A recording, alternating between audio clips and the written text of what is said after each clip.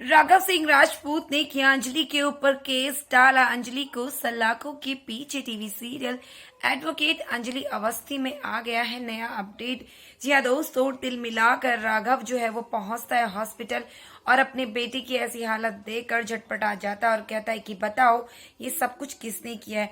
तभी अंजलि की दोनों नंदे जो है पहले तो चुप रहती है। यहाँ पे राघव बहुत गुस्सा होता है, कहता है सच सच बताओ। यहाँ पर पद्मा कहती है चुप हो जाओ, लेकिन तभी वो लोग कुछ कहना चाहते हैं और वो सच्चाई बताते हैं। वो कहते हैं कि ये सब कुछ अंजलि की बस्ती के बाहर हुआ और उन लोगों ने उसकी बहुत ज्यादा पिटाई करी और लास्ट में जो है वो तलवार से उसके ऊपर अटैक कर दिया। तभी कहेंगे कि अंजलि ने उसको नहीं बचाया। तभी वो कहेंगे अंजलि ने उसे बचाने की कोशिश की, लेकिन वो उसे बचाने में कामयाब नहीं हो पाई।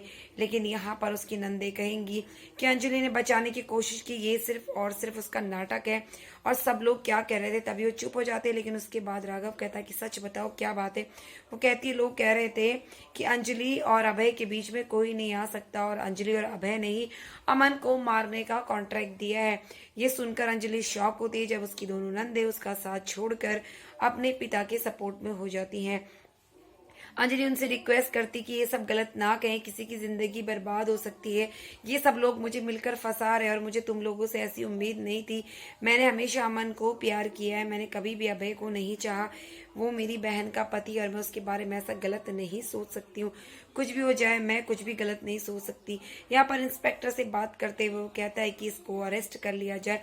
यहाँ पर अंजलि के खिलाफ केस जो है वो फायर हो चुका है और अंजलि को अब पुलिस अरेस्ट करने वाली और ये भी कह देगी कि वो शहर छोड़कर कहीं नहीं जा सकती। यहाँ पर अंजलि कहती है कि आपको मुझ पर यकीन नहीं हो, कहती है हमें कानून के साथ चलना पड़ेगा। अब अंजलि को पुलिस स्टेशन ले जाया जाएगा। वहीं अब अपनी बेटी के लिए स्टैंड लेने वाला है गणेश अवस्थी। राघव सिंह राजपूत कोर्ट पहुंच जाएगा और वो अंजलि के खिलाफ एफआईआर दर्ज कर देगा। तभी अपनी बेटी को बचाने के लिए गणेश अवस्थी पहली बार बहुत टाइम बाद कोर्ट में आएगा और राघव के साथ उसका आमना सामना होगा। राघव कहेगा तुम फिर दोबारा से मेरे से हारने पहले जो पुरानी बेइज्जती है क्या वो भूल गए, तुम भूल गए सब कुछ। तभी राघव कहेगा आज मैं तुमसे सारा हिसाब चुकता करूंगा। तुम्हें क्या लगता है कि तुम मेरी बेटी के साथ बुरा करोगे और मैं चुप हो जाऊंगा। आज मैंने अपनी बेटी को बचाने के लिए ये कोट पहना है और आज तुम्हारी हार मैं अपनी आंखों से देखूंगा और तुम्हें इस कोर्ट के बाहर का रास्ता दिखा दूंगा। राघव कहता है लगता है तुम्हें इतनी आसानी से जो है वो पुरानी हार भूल गई नहीं है, लेकिन अब मैं चाहता हूँ कि तुम्हें दोबारा से ऐसे शिकस्त दूं कि तुम ये सोचना भी दूर तक सोचो। अब यहाँ पर गणेश अवस्थी अपनी बेटी के लिए हर हाल में लड़ेगा। अब अंजलि को फिलहाल जो है पुलिस स्टेशन ले जाया जाएगा। अंजलि को दिखाया जाएगा पुलिस स्टेशन का रास्ता। अपनी बेटी का ऐसी हाल देखकर यहाँ पर उसका फादर जो है वो स्टैंड लेने वाला है अपनी बेटी के लिए। उसे पता है कि उसका जवाई और उसकी बेटी कभी भी गलत नहीं कर सकते। ये सब उनके लिए एक बिछाया हुआ जाल है। मुझे अपनी बेटी पर नाज है, ये बात वो अपनी वाइफ को कहता है और कहता है मैं अपनी बेटी को कुछ भी नहीं होने दूंगा, चाहे कुछ भी हो जाए।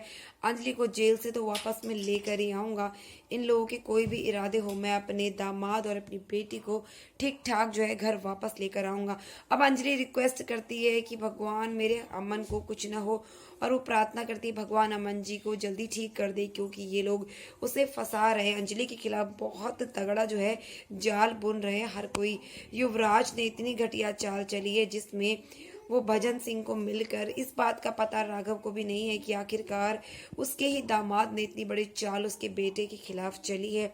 और जब ये बात उसे पता चलेगी तब तक बहुत देर हो जाएगी। फिलहाल तो यहाँ पर अंजलि को निर्दोष साबित करने के लिए उसका पिता क्या करेगा तो देखते हैं। ऐसे ही लेटेस्ट अपडेट के लिए तब तक के लिए बाय बाय दोस्तों, टेक केयर।